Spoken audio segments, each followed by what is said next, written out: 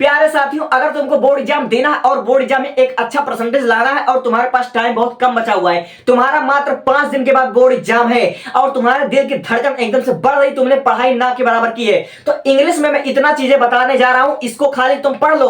तुम कुछ मत पढ़ो, तुम इंग्लिश का किताब ही मत देखो, लेकिन इतने क्वेश्चन को तैयार कर लो। तुम्हारा भाई कसम पैदा करने वाले की मैं गारंटी के साथ दावा कर सकता हूं, तुम्हारे बोर्ड एग्जाम में इससे ज्यादा क्वेश्चन बन ही नहीं सकते, कोई दावा नहीं है। तुमको बोर्ड एग्जाम में 100 में 100 नंबर इंग्लिश में कैसे लाना है मैं बताऊंगा, लेकिन तुम्हारे मन में उठ रहे बवंडर को, तुम्हारे जो मन में सबसे ज्यादा प्रश्न उठता है, उसको मैं तुम्हारे सवालों का जवाब दे दूं, जो कि तुमको पढ़ना पड़ेगा, लेकिन बहुत ही शॉर्ट में बता दे रहा हूं। तुम्हारे इंग्लिश के सिलेबस में कितने चैप्टर हैं ये तुम्हें जानना जरूरी नहीं है, तुमको केवल जो मैं बता रहा हूं उसको सुन लो। देखो, तुम्हारे प्रोज में कुल न जाने कितने चैप्टर है, लेकिन पढ़ना तुमको केवल 5 चैप्टर में से और केवल 3-3 क्वेश्चन याद कर लो। बड़े भाई के कहने पर केवल 3 क्वेश्चन याद कर लो, तुम्हारा 3 क्वेश्चन से बाहर नहीं आएगा, ये मैं गारंटी के साथ दावा कर सकता हूं, ओपन चैलेंज कर रहा हूं। और अगर तुमको मुझ पर विश्वास ना हो तो जिस दिन तुम्हारा इंग्लिश का पेपर होगा, इस वीडियो के डिस्क्रिप्शन बॉक्स में अपना मैं नंबर हाईलाइट कर दूंगा और फोन कर लेना। सुनो मेरी बात, जैसे तुम्हारा the last lesson first chapter है अप्रोच का, तो फर्स्ट वाले चैप्टर में से केवल तुम्हारा 3 क्वेश्चन बन सकता है, इस वाले चैप्टर से केवल 3 क्वेश्चन बन सकता है, चाहे जैसा पूछे तुमको वही आंसर लिखना है। मेरे बातों को ध्यान से सुनो। सबसे पहला क्वेश्चन तुम्हारा यह बन सकता है कि एम हेमल फ्रेंच भाषा के बारे में क्या कहते हैं। एम हेमल फ्रेंच भाषा के बारे में क्या कहते हैं, किसी भी देश के लिए उसकी भाषा की क्या अहमियत होती है, फर्स्ट क्वेश्चन बन सकता है। और तुम्हारा सेकंड क्वेश्चन ये बन सकता है कि फ्रांसीसियों द्वारा फ्रांस भाषा न सीख पाने का कारण कौन है। ठीक है, एम हेमल फ्रांस भाषा को सिखाना चाहते हैं, फ्रेंच भैया नहीं सीख पाए, इसका जिम्मेदार कौन है, क्या उनके पेरेंट्स है, उनके माता पिता, या फिर वह समाज, वह गांव है। ठीक है, दूसरा क्वेश्चन ये बन सकता है। और तीसरा क्वेश्चन तुम्हारा इस चैप्टर से ये बनेगा कि जो एम हेमल साहब थे, उनका जो आखिरी पाठ था, आखिरी दिन था, उस दिन के बारे में आपको संक्षिप्त टिप्पणी लिख रहा है कि उस दिन उनका बिहेवियर कैसा था, उस दिन वह क्या क्या पहनकर आए थे, उन्होंने उस दिन क्या कहकर क्लास को समाप्त किया था। केवल 3 क्वेश्चन, इससे ज्यादा मत पढ़ना मेरे भाई, मैं गारंटी के साथ कह सकता हूं उससे बाहर एक क्वेश्चन नहीं आएगा। अब सुनो, लॉस्ट स्प्रिंग, तुम्हारा सेकंड चैप्टर लॉस्ट स्प्रिंग, जिसके अंतर्गत तुम्हारे 2 कहानियां आती हैं, एक तुम्हारा आता है साहिब आलम का और एक तुम्हारा आता है मुकेश का। केवल 4 क्वेश्चन बता रहा हूं, 4 क्वेश्चन से बाहर एक क्वेश्चन नहीं आएगा। सबसे पहला क्वेश्चन ये बन सकता है कि सीमापुरी में कचरा बीनने वाले बच्चों के बारे में लिखो, उनकी लाइफ स्टाइल के बारे में लिखो। जो सीमापुरी के जो बच्चे थे वह नंगे पांव कचरा बीनते थे, रैग पिकिंग का काम करते थे, उनके बारे में तुमको लिखना है और इस क्वेश्चन को प्रिपेयर कर लेना। और दूसरा वाला क्वेश्चन तुम्हारा ये हो सकता है कि फिरोजाबाद में जो बैंगल मेकर थे, यानी कि फिरोजाबाद में जो चूड़ी बनाने वाले थे, उनके जीवन शैली के बारे में लिखिए, उनके लाइफ स्टाइल के बारे में लिखिए, उनकी दुर्दशा के बारे में लिखिए। और तीसरा क्वेश्चन तुम्हारा ये बन सकता है कि जो हमारी राइटर थी, इस साहिब आलम वाले की जो राइटर थी, वे बच्चों के नंगे पांव घूमने के बारे में क्या कहती हैं, क्या उनका सिद्धांत था, क्या उनका परंपरा था। ये 3 क्वेश्चन से ज्यादा मत पढ़ना, तुम्हारा भाई कह रहा है। और अगले वाले चैप्टर में डीप वाटर वाला चैप्टर तुम्हारा मोस्ट इंपॉर्टेंट है 2026 के दृष्टिकोण से। देखो, इस वाले चैप्टर से तुम्हारा 3 क्वेश्चन छप चुका है बोर्ड एग्जाम में, तुम्हारा भाई दावे के साथ कहता है। पहला क्वेश्चन तुम्हारा ये बन सकता है कि डगलस ने अपने डर को कैसे खत्म किया, डगलस ने अपने पानी के डर को कैसे खत्म किया। और दूसरा क्वेश्चन ये बन सकता है कि YMCA पूल के बारे में संक्षिप्त वर्णन कीजिए। जो हमारा YMCA पूल था, जहां पर राइटर गया था तैराकी सीखने, उसके बारे में आपको संक्षिप्त टिप्पणी लिखना है। और तीसरा वाला क्वेश्चन इस चैप्टर से ये बन सकता है कि डीप वाटर चैप्टर से लेखक के अनुसार आप दृढ़ निश्चयता के बारे में आप लिखिए कि जब इंसान कोई चीज को ठान लेता है तो उस पर कैसे विजय प्राप्त कर सकता है। केवल 3 क्वेश्चन, यानी कि 3 तरीका 9 बताया, और इसमें से भी 3-3 क्वेश्चन मैं बता रहा हूं। मात्र 15 क्वेश्चन पढ़ लो, और पढ़ने का तरीका मैं बताऊंगा, तुमको याद भी नहीं करना पड़ेगा, मैं भी बता रहा हूं ना। देखो, द रेड रेप चेल, ये वाला तुम्हारा सबसे मोस्ट इंपॉर्टेंट है और 2026 के दृष्टिकोण से बहुत ही मोस्ट इंपॉर्टेंट है। द रेड रेप सेलर, ठीक है, इसमें तुम्हारा पहला चैप्टर ये बन सकता है कि जो हमारा जो रेड रेप सेलर था, जो गांव-गांव में रेड रेप यानी कि चूहेदानी जो बेच रहा था, वह चोरी करना या फिर छोटी मोटी चोरी करना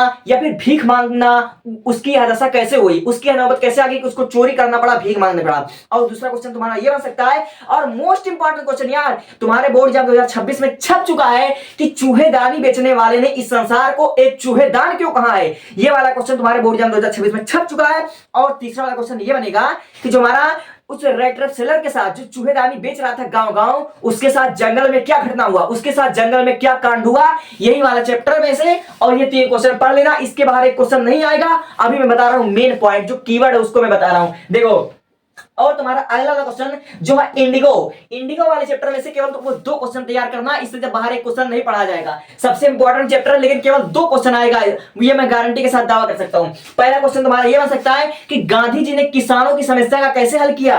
गांधी जी ने चंपारण में नील की खेती करने वाले किसानों को की समस्या को कैसे हल किया। दूसरा क्वेश्चन तुम्हारा ये बन सकता है कि नील की खेती पर संक्षिप्त टिप्पणी लिखिए, या फिर नील की खेती करने वाले किसानों को अंग्रेज कैसे उन पर जुल्म ठहराते थे। और तीसरा क्वेश्चन ये सकता है कि गांधी ने वकीलों को क्यों डांटा था। इसके बाद तुम्हारा क्वेश्चन नहीं बनेगा। यानी कुल मिलाकर बात यह है कि ये सिर्फ 15 क्वेश्चन तुम्हारा भाई दे रहा, 15 क्वेश्चन से बाहर एक क्वेश्चन नहीं बनेगा। और बहुत से बच्चे कहते हैं सर ये बताइए, अगर हमने कोई भी क्वेश्चन नहीं पढ़ा हुआ है, हमने किसी चैप्टर को पढ़ा, उस चैप्टर से हमको 2-4 क्वेश्चन के आंसर पता है, और वो वाला क्वेश्चन ना अगर कोई दूसरा क्वेश्चन आ गया तब हम क्या करें। अरे मेरे भाई, अगर आप लोगों ने बोर्ड एग्जाम में कोई ऐसा क्वेश्चन देखा जिसका आंसर आपको नहीं पता है, आपने नहीं पढ़ा है, और उसी चैप्टर से अगर आपको किसी दूसरे क्वेश्चन का आंसर पता है, तो उस वाले आंसर को उस क्वेश्चन में आप लोग डाल दीजिएगा। 1 नंबर आपका एग्जाम नहीं काट पाएंगे। तुम्हारा भाई एक्सपीरियंस के साथ कहता है, मैंने खुद देखा है यार, बहुत से बच्चों को नहीं पता होता है। तो आप लोग क्या कीजिएगा, उसी चैप्टर से कोई दूसरा क्वेश्चन का आंसर आप लोग डाल दीजिएगा, आपका 1 नंबर नहीं कटेगा। और ये ट्रिक केवल टॉपर अप्लाई करते हैं, केवल और केवल टॉपर अप्लाई करते हैं। समझे मेरी बातें। अब आओ, तुम पोएम में केवल 3 पोएम पढ़ना है, और इस वाले पोएम माई मदर एट 66 और कीपिंग क्वाइट और अ थिंक ऑफ ब्यूटी, केवल तुम्हारा 3 पोएम पढ़ना है। वैसे तुम्हारा 6 या 5 पोएम है, लेकिन केवल 3 पोएम पढ़ना है, और इसके सेंट्रल आइडिया पढ़ना है और समरी पढ़ना है। अगर आपने सेंट्रल आइडिया पढ़ लिया तो इनके क्वेश्चन आंसर को आप लोग बड़े आराम से कर ले जाओगे, कुछ है ही नहीं, ये सिर्फ बकवास है। ठीक है, ये हो गया। अब देखो, बहुत से बच्चे कहते हैं सर मेरे से अनसीन पैसेज नहीं बन सकता है, मेरे से ट्रांसलेशन नहीं बन पाता है, तो उसके लिए मैं बताऊंगा। अब देखो, ग्रामर मात्र 10-10 मिनट में तुम्हारे भाई ने इतना अच्छे से पढ़ाया, इतना नेक्स्ट लेवल, इतना पीक लेवल से पढ़ाया है, और इतनी आसान भाषा में समझाया है कि अगर तुम मात्र 50 मिनट तुम दे सकते हो तो तुम्हारा पूरा ग्रामर खत्म। तो तुम्हारे ग्रामर में आते क्या है, 2-2 नंबर की, यानी कि 20 नंबर को आता है ग्रामर से, 20 या 10 नंबर, 10 नंबर। देखो, तुम्हारा आता है सबसे पहले वॉइस, जो आता है कि 2 नंबर का, और फिर उसका नरेशन आता है जो कि 2 नंबर का आता है, फिर सिंथेसिस आता है, ये भी आपका 2 नंबर का आता है, फिर ट्रांसफॉर्मेशन आता है 2 नंबर का आता है, और सिंटेक्स आपका 2 नंबर का आता है। यानी कि 2-2 नंबर के आपके 5 चीज आते हैं। और इसके लिए मैं रामबाण इलाज बता देता हूं, इसमें से आपको सब नहीं पढ़ना, केवल आपको 2 टाइप का पढ़ लो, एक पढ़ लो इंट्रोगेटिव का, एक पढ़ लो इंपरेटिव का। केवल 2 चीज आपने पढ़ लिया, समझ लो आपने जग जीत लिया, और 100 में 100 नंबर आपने फिक्स कर लिया। अब सुनो, बहुत से बच्चे कहते हैं इंपॉर्टेंट आर्टिकल बता दो, तो मेरे भैया 5 दिन बाद तुम्हारा बोर्ड एग्जाम है, 5 दिन में क्या बच्चे की जान लोगे, कितना पढ़ लोगे। लेकिन मैं तुमको कुछ बता दे रहा हूं, हिंट दे रहा हूं, तुम कर ले जाओगे। सबसे पहले तुम पढ़ लेना डिजिटल इंडिया के बारे में, यानी कि आपका साइंस से रिलेटेड पढ़ लेना।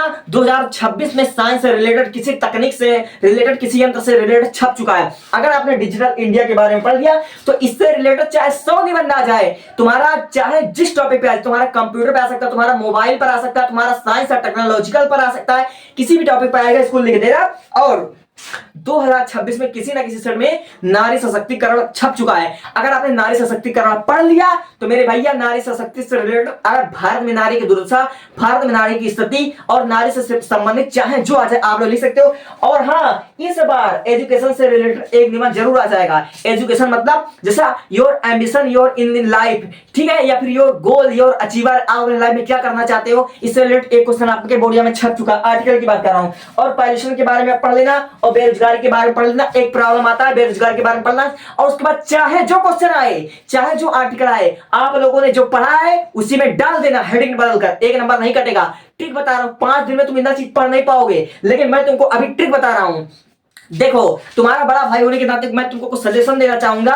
अगर तुम इन सबको बहुत इजीली करना चाहते हो, बहुत ही इजीली और बिना पढ़े करना चाहते हो, तो तुम क्या करो, 5 घंटा मांग रहा हो तुमसे, 5 घंटे की एक वोकैबुलरी की क्लास डीएफ सर ने, और इस 5 घंटे की वीडियो अगर तुम देख लेते हो तो मेरे भैया अनसीन पैसेज, क्योंकि इस 5 घंटे में 1500 वोकैबुलरी पढ़ाया गया है, अनसीन पैसेज पढ़ाया गया है, ट्रांसलेशन पढ़ाया गया है, ठीक है। इसको अगर तुम पढ़ लेते हो तो तुम राइटिंग सेक्शन, तुम्हारा जो राइटिंग स्किल है, यानी कि तुम आंसर पढ़ लेते हो लेकिन आंसर की स्पेलिंग भूल जाते हो, बोर्ड एग्जाम में अच्छा सा प्रेजेंट नहीं कर पाते हो। अगर आपने डीएफ सर का वोकैबुलरी आपने देख लिया तो मैं गारंटी के साथ कह सकता हूं कि 100 में 100 नंबर आएगा। ये open challenge. Thank you, thanks for watching. देखो, 100 में 100 नंबर का दावा, सिर्फ इतना पढ़ ले भैया, इससे ज्यादा कुछ मत पढ़ना।